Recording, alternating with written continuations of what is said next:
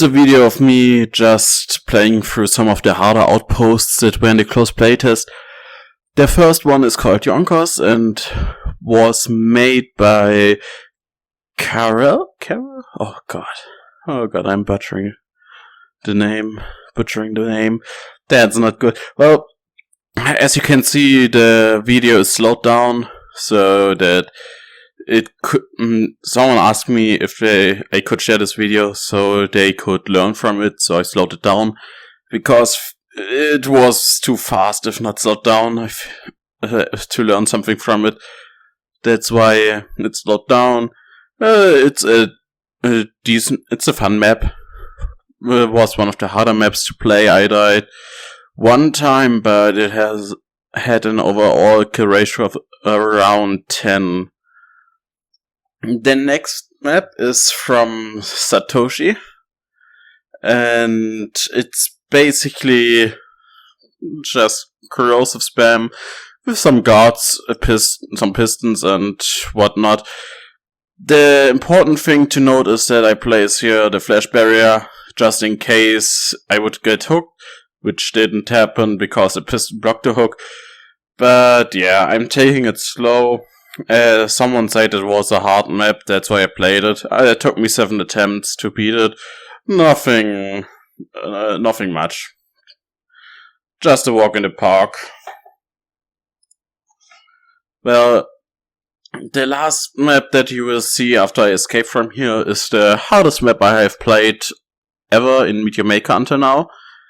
And it took me 20 hours and over 1,800 attempts to complete. And I will break down how I did it and why it took so long. First of all, it's a challenge that I gave myself. I was not allowed to use any of my equipment. Yes.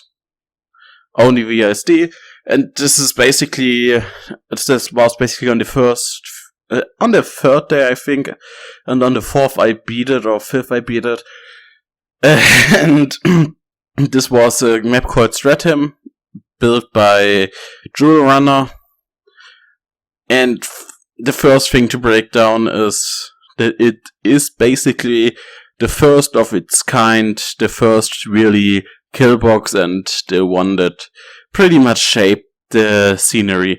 At least it's the first I encountered, and it took a long time to beat it with just the VSD space, and I think I hooked one time with the grapple, but I'm not sure. First of all, here we stop. There's a flamethrower, and we can't go nearer because the flamethrower will activate, and to the left is also a flamethrower. That means we want to jump perfectly on the outline of the impaler and the corrosive cube, and then jump over to the extended piston you see. And ideally, this will happen, and the flamethrowers behind us will not be triggered, which would otherwise be devastating, and we can skip also some of the iron claws. Another thing is the piston here is close to extend, so we wait, and up there is the air trap. It has not Hunter on it, so it's pretty easy to avoid, but we will basically walk on the outline of the block so that the traps can't hit us. This was the hardest part, I would think, of the entire map. To precisely walk on the edge of the block, to not fall in the corrosive cube, and not fall in... yeah, so now that's important. There are 3 guards in here, and 2 of them must die.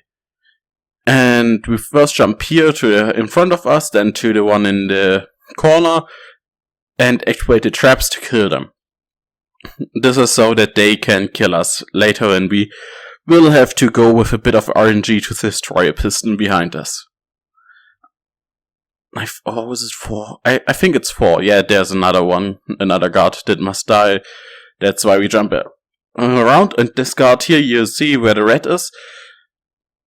I think I will go with the mouse to it right now. Yeah, we want it to shoot at us, but not hit us. So we will dodge this, and hopefully it destroys the piston behind us. This allows us to go up the ramp there is with pistons and flamethrowers without dying. If this piston would still be there, the timing wouldn't work. That's why we have to destroy this one piston. Dodge it, piston is destroyed, great. It charges another up, but it hits the other piston, we can go up. And this is a safe space. We are on a ramp, and above us is a impaler that we will have to trigger before having a bit more safe space. But on the other side there are some flamethrowers to the right of... yeah, to the right. And there's a guard. After triggering this impaler, we will trigger now the next impaler. And now we try to get the guard you see up there hooked by the claw. So we try to activate the claw without getting shot by the enforcer, which is also a bit tricky, but it's doable. And now it's activated, so it will grab it. We wait a second, wait for it to fall down. Yeah, now it's gone, it's dead. And to the left is an arrow trap we activated, and it will destroy the claw as well, which is nice, so we don't have to deal with it later. A few more standard traps we have here. Yeah, that's chill. And now, at this point I was really nervous because I have only gotten about 10 times here and then died. So I move very precise. There are some enforcers that have to be taken care of. And there are also bomb ejectors. Those bomb ejectors can ruin the whole run, so we go there, trigger them, and run behind and hope that the enforcer doesn't hit us. Then we go here, jump up to avoid the enforcer shot, take the gen med, and run. Okay, trigger this trap. And basically, now it's just escaping. There are still some tricky parts like here. We will have to wait for the perfect rhythm to go, because if we don't get the perfect rhythm, we will die to the extending piston that's still there on the edge. This one here. And then we can go here. This one is also gone. Then there are some other things we need to try to dodge the enforcers, but after that it's all done and we can just escape.